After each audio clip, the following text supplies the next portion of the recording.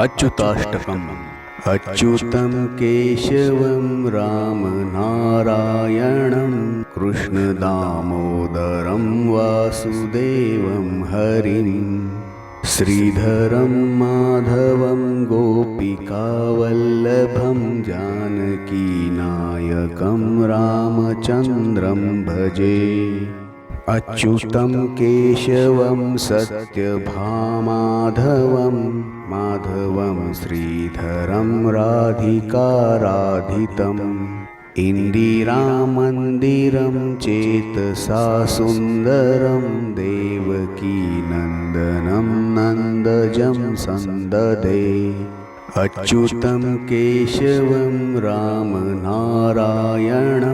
कृष्णदामोदरं वासुदेवं हरिं श्रीधरं माधवं गोपिकावल्लभं जानकीनायकं रामचन्द्रं भजे। विष्णवे जिष्णवे शङ्खिने चक्रिणे रुक्मिणी रागिणे जानकी जानये वल्लवी वल्लभायार्चितायात्मने कंसविध्वंसिने वंशिने ते नमः। अच्युतं केशवं रामनारायणं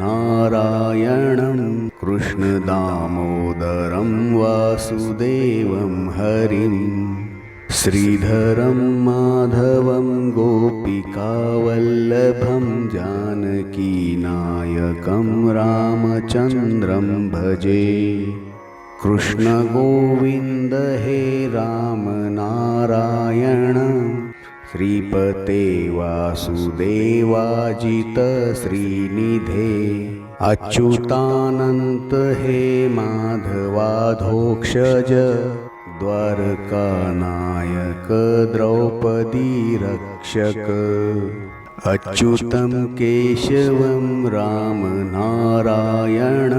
कृष्णदामोदरं वासुदेवं हरिं श्रीधरं माधवं गोपिकावल्लभं जानकीनायकं रामचन्द्रं भजे। राक्षसक्षोभितः सीतया शोभितो दण्डकारण्यभूपुण्यताकारणः लक्ष्मणेनान्वितो वानरैः सेवितो गस्त्य सम्पूजितो राघवः पातु माम्।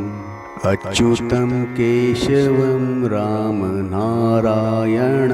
कृष्णदामोदरं वासुदेवं हरिं श्रीधरं माधवं गोपिकावल्लभं जानकीनायकं रामचन्द्रं भजे।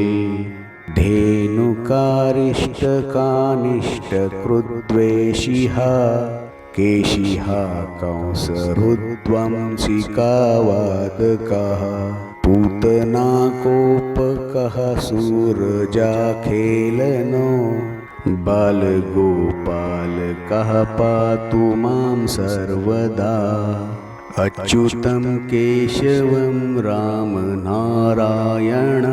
कृष्णदामोदरं वासुदेवं हरिं श्रीधरं माधवं गोपिकावल्लभं जानकीनायकं रामचन्द्रं भजे।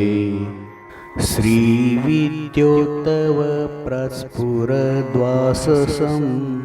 प्रावृडम्बोदव प्रोल्लसद्विग्रहं वन्ययामालया शोभितो रक्तलं लोहिताङ्घ्रिद्वयं वारिजाक्षं भजे। अच्युतं केशवं रामनारायणं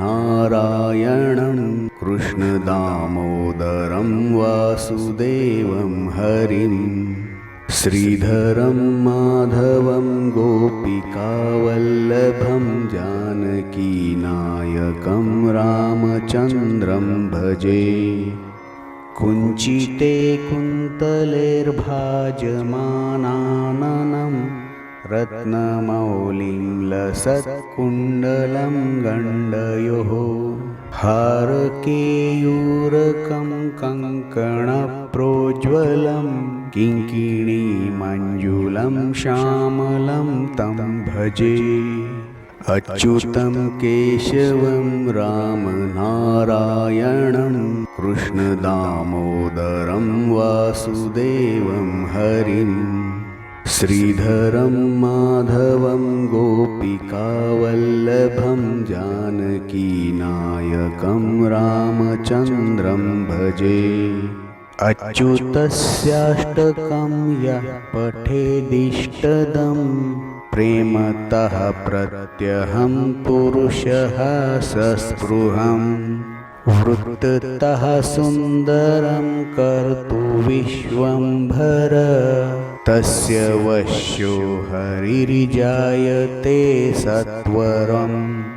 अच्युतं केशवं रामनारायणं कृष्णदामोदरं वासुदेवं हरिं श्रीधरं माधवं गोपिकावल्लभं जानकीनायकं रामचन्द्रं भजे।